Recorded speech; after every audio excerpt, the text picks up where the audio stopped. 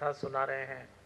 सारी कथा 12 स्कंद 335 अध्याय और 18,000 श्लोक में सिमट गई। 18,000 संस्कृत के श्लोक सब याद कर लें और पढ़ लें संभव नहीं है। भाषा का भी संकट है, संस्कृत भाषा है, इसलिए विशेष प्रसंगों को स्पर्श किया जाता है। हम 10वें, 11वें और 12वें स्कंध से कृष्ण चरित्र को समझने का प्रयास कर रहे हैं। कल हम 10वें स्कंद के पूर्वार्ध को सुन चुके हैं। उत्तरार्ध हुआ, भगवान का विवाह का प्रसंग सुना और आज उसी में चल रहे हैं। 10वें स्कंद के उत्तरार्ध में भगवान रुक्मिणी जी को लेके द्वारका आ गए। भगवान का दाम्पत्य आरंभ हुआ सज्जनों देवियों, और यहीं एक घटना घट गई। भगवान के पहली संतान का जन्म हुआ जिनका नाम था प्रद्युम्न। ये कामदेव के अवतार थे। कामदेव को जब भगवान शंकर ने भस्म किया तो कामदेव की पत्नी ने रोते हुए कहा कि मेरे पति को देह कब मिलेगी। भगवान शंकर ने कहा, देखो ये बिना देह के ही रहेगा। काम की देह नहीं, काम दिखता भी नहीं। काम चढ़ता है माथे, दिखता नहीं किसी को। और काम ही एक ऐसी क्रिया है जिसको लोग छुपाते हैं। इसलिए भगवान के सामने जब काम की पत्नी रति देवी रोने लग गई तो भगवान ने कहा, देह मिलेगी जब ये कृष्ण अवतार में कृष्ण के पुत्र के रूप में आएंगे। और प्रद्युम्न पैदा हुए। भगवान के यहाँ अभी अभी संतान पैदा हुई और एक शंबरासुर नाम के राक्षस ने 10 दिन के इस बालक का अपहरण कर लिया। अब लीजिए, भगवान के 10 दिन के पुत्र का कोई अपहरण कर ले। खूब ढूंढाई हुई, बालक नहीं मिला। अब भगवान के जीवन में भी वो समस्याएं शुरू हो रही हैं। सज्जनों देवियों, आप कल्पना करिए, किसी दंपत्ति का 10 दिन का बालक अपहृत हो जाए और उस बालक के अते पते न हो, वो माता पिता पे क्या गुजरी होगी। भगवान धैर्य बंधाते हैं रुक्मिणी देवी को। शंबरासुर उस बच्चे को ले जाके समुद्र में पटक देता है। एक बड़ी मछली इसको खा जाती है। उस मछली को शंबरासुर की रसोई में लाया जाता है। उसको काटते हैं। रसोई बनाने वाली मायावती नाम की स्त्री रति देवी ही थी। उन्होंने देखा, उस बालक का लालन पालन करके बड़ा करके अपना परिचय दिया कि आप और मैं पति पत्नी के रूप में हैं, और तब दोनों लौट के आए। देखिए सज्जनों देवियों, भगवान के पुत्र लौट के आए और भगवान की गृहस्थी में ऐसा कहते हैं कि प्रत्येक रानी से 10 पुत्र हुए थे। 16,108 विवाह किए भगवान ने, और प्रत्येक रानी से 10 पुत्र हुए, तो बहुत बड़ा कुनबा था उनका। भागवत में तो लिखा है कि भगवान के बच्चों को पढ़ाने के लिए जो शिक्षक आते थे उनकी संख्या थी 3,88,00,000। आप सोचिए कितना बड़ा कुनबा संभालते थे। लेकिन एक बात भगवान ने सिखाई, चाहे वो प्रद्युम्न हो, चाहे वो सांब हो, उनके बेटे, भगवान ने बच्चों के लालन पालन में वो सारी गरिमा बनाए रखी जो किसी भी माता पिता से अपेक्षा की जाती है। एक बात भगवान सिखाते थे। सांब ने, जब भगवान का बेटा एक सांब था जिसका जन्म हुआ था जाम्बवती से, भगवान का बेटा सांब एक दिन भगवान के सामने प्रस्ताव रखता है कि मुझे एक कन्या पसंद है, उसका नाम है लक्ष्मणा। कन्या थी दुर्योधन की। अब देखो आप, भगवान के सामने कोई कम समस्याएं नहीं आती। उसको भी एक ही मिली पूरी दुनिया में, दुर्योधन की। और दुर्योधन को जब पता लगा कि कृष्ण का बेटा मेरी कन्या से विवाह करना चाहता है तो बंदी बना लिया। तब बलराम गए और छुड़ा के लाए। तो भगवान कृष्ण ने कहा कि देखो, अगर युवती को युवक और युवक को युवती पसंद है और दोनों परिपक्व हैं तो ठीक है, दुर्योधन की वंश की कन्या है, पर ठीक है, ले आइए। कितना विपरीत कृष्ण को जीवन में देखना होगा, लेकिन अपने पुत्र का मान रखने के लिए उस प्रस्ताव को स्वीकार करते हैं। वो कहते हैं दोष दुर्योधन में है, उसकी पुत्री हमारे घर आएगी बहू बन के, हम अपने में ढाल लेंगे, ये तो संसार में चलता रहेगा। एक बात कृष्ण हमको सिखाते हैं, जब हम माता पिता की भूमिका में हों तो न्यायाधीश कभी न बन जाए। कई माता पिता आज भी ये भूल कर जाते हैं कि वो न्यायाधीश बन जाते हैं। और आप में से कभी किसी का संबंध न्यायाधीश से रहा हो तो आपको याद हो कि न्यायाधीश लोगों को एक बात सिखाई जाती है, उनको किसी से संबंध नहीं रखना, वो निष्पक्ष रहेंगे। इसीलिए बार बार यदि आप देखें हर 2-3 साल में न्यायाधीश का स्थानांतरण भी होता है और उनका सार्वजनिक जीवन बहुत ही संकुचित होता है, क्योंकि न्याय नहीं कर पाएंगे। और उनको ये सिखाया जाता है कि आपको न्याय करना है तो कानून के आधार पे, पक्ष और विपक्ष के आधार पे करना है। पर माता पिता के मामले में भगवान कहते हैं ऐसा नहीं होना चाहिए। माता पिता न्यायाधीश बन के संतान का लालन पालन नहीं कर सकते। घर परिवार में अनेक विचार के, अनेक शैली के और अनेक संस्कार के बच्चे होते हैं, सबको एक नियम से नहीं लादा जाता। कभी आपने कथा सुनी हो, बड़ी सुंदर कथा है। एक बाप के 2 बेटे थे। बड़ा बेटा बड़ा परिश्रमी और बाप का कहना मानता, और छोटा बेटा अपनी मनमर्जी से जीता। जब दोनों बड़े हुए तो पिता को लगा कि मतभेद अधिक होंगे, तो अपनी संपत्ति का बंटवारा कर दिया। बड़े ने पिता की आज्ञा मान के उस संपत्ति को और बढ़ाया और बढ़ाया और बढ़ाया। छोटे ने कहा कि मुझे आपके साथ नहीं रहना, तो शहर चला गया। और उसने शहर में जाके वो सारी संपत्ति अपनी जीवन शैली के अनुसार जी के बर्बाद कर दी। और एक दिन नौबत आई कि 2 वक्त की रोटी भी उसको नहीं मिलती। ये सूचना पिता को मिली। पिता शहर गया और उस बच्चे से कहा जो हो गया सो हो गया, चलो वापस, अब मिलके फिर नया जीवन शुरू करते हैं। जब वो उस अपने छोटे पुत्र को उसके परिवार के साथ लाया तो गांव वालों ने बड़े पुत्र को सूचना दी कि देखो तुम्हारे पिता उसको ले आए, जबकि वो छोड़ के चला गया था। तुम अपने पिता का इतना कहना मानते हो, इतनी सेवा करते हो, तुम उनके साथ रहते हो, पर देखो उसको लेके आ गए। जरा कहानी सुनिएगा सज्जनों देवी। उस बाप ने अपने बड़े बेटे से एक बात कही कि बेटा, तुमने कभी एक चित्र देखा है? संभव तो आप लोगों ने भी देखा होगा वो चित्र, कि गडरिया जब भी भेड़ चराने जाता है, और आपने कभी गडरिये का चित्र देखा हो तो सदैव गडरिये के कंधे पे एक भेड़ पड़ी रहती है। ये उस चित्र का आइकॉन है। ऐसा क्यों होता है? उस बाप ने अपने बड़े बेटे से पूछा कि तुमने देखा है कि जब गडरिया भेड़ चराने जाता है और जब लौट के आता है तो जो कमजोर भेड़ होती है, जो थक गई होती है, किसी कारण से अगर उसके पैर में कांटा चुभ गया होता है तो छोड़ के नहीं आता जंगल में, वो अपने कंधे पे रख के उसको लौटा के लाता है। बेटा, मैं बाप हूं, मैं न्याय नहीं कर सकता कि उसने दोष दिया तो दंड मिला। मुझे कहीं ना कहीं पक्षपात करना पड़ता है।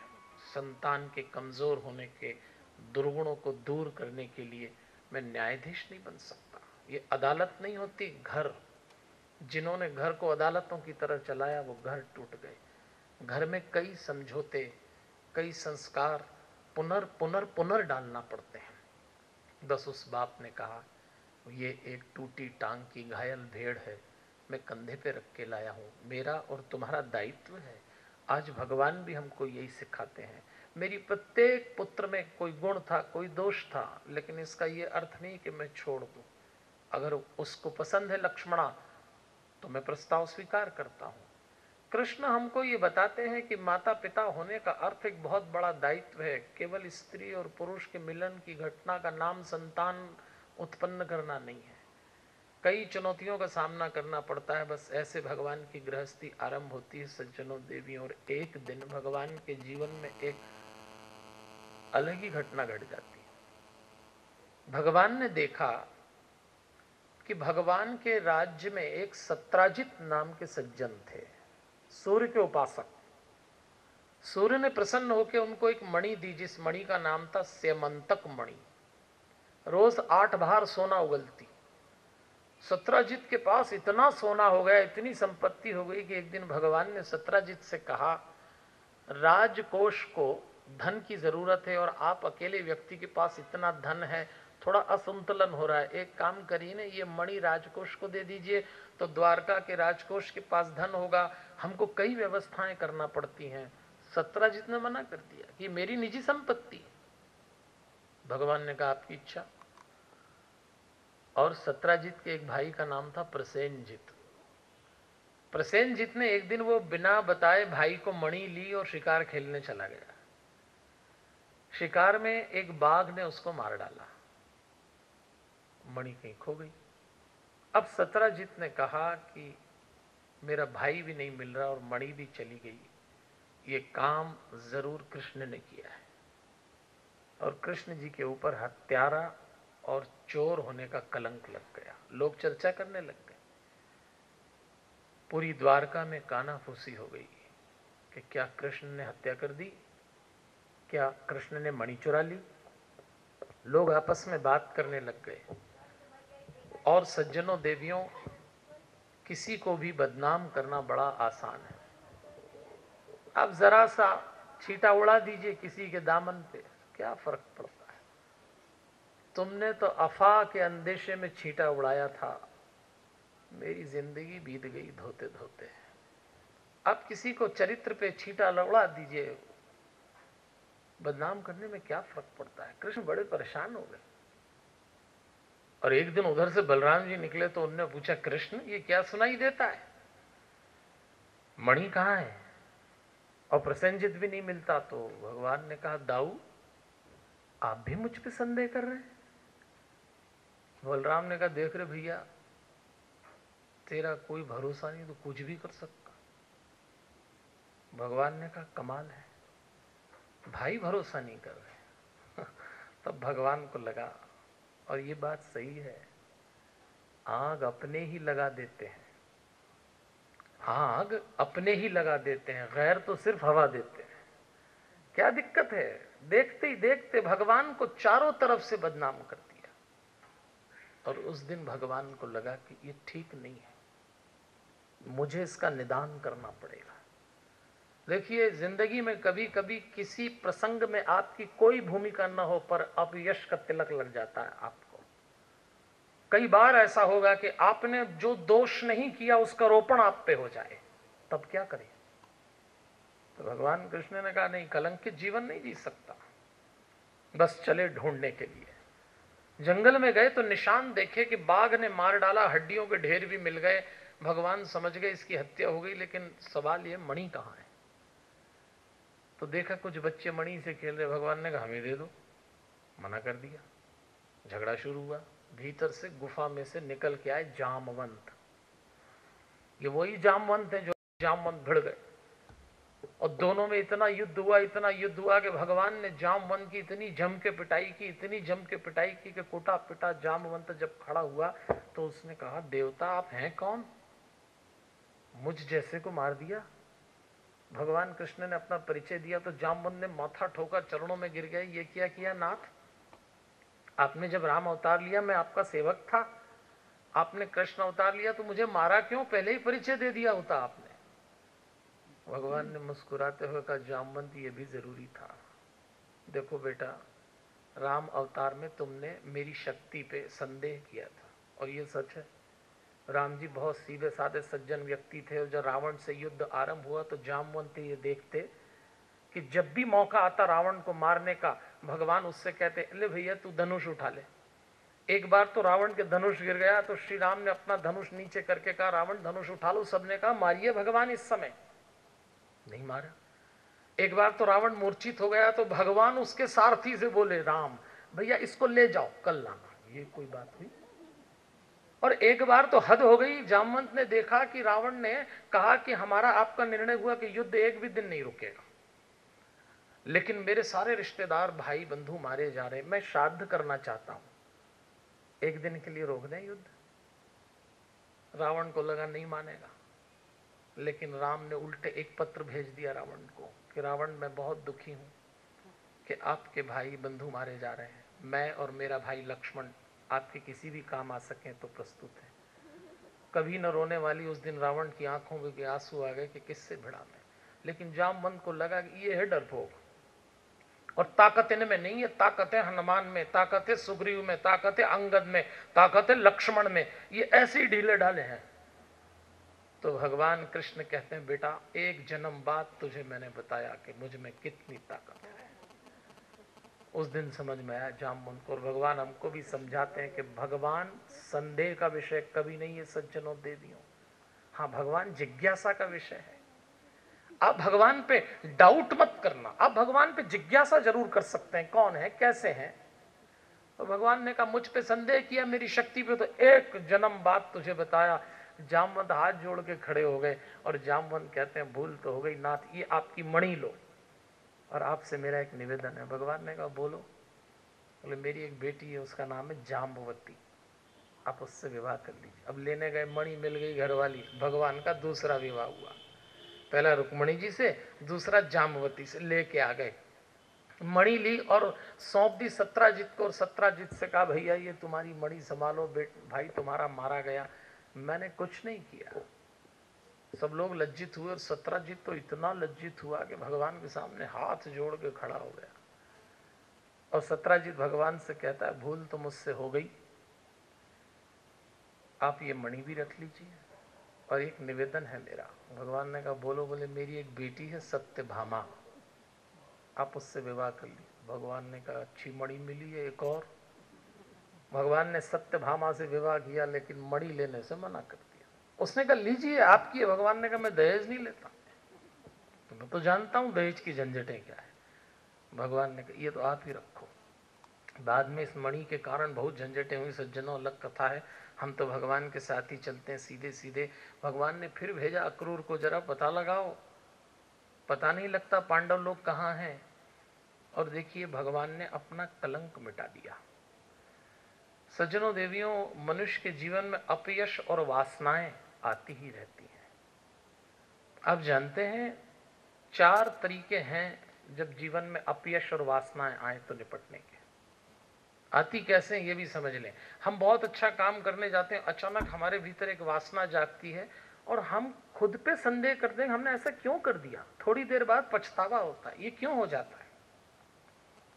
देखिए कोई भी इंसान के पास जो भी पूंजी है, चाहे वासनाओं की, यश की, संस्कारों की, 3 मार्ग से आती है। पहली आती है पिता से। आपके भीतर जो भी वासना है वो पिता से आई हुई होगी। आज आप कितने ही सुंदर परिवेश में हो पर आप पाएंगे कई बार आपके मन में कुछ ऐसी बातें आती, कहां से आ गई, पिता से। दूसरी वासना का मार्ग होता है माता से, और तीसरा होता है प्रारब्ध से। चूंकि हम हिंदू लोग पुनर्जन्म विश्वास करते हैं तो हमारा प्रारब्ध भी चला आता है। इस जन्म के जो अधूरे संस्कार हैं वो प्रारब्ध बन जाते हैं। और मनुष्य को 3 ये मिलती हैं, ग्रांटेड हैं, इसमें आप कुछ नहीं कर सकते। आप पाएंगे अपने भीतर कि आपके भीतर जो पिता से आया उस पर आपका कोई बस नहीं है, वो तो आना ही है।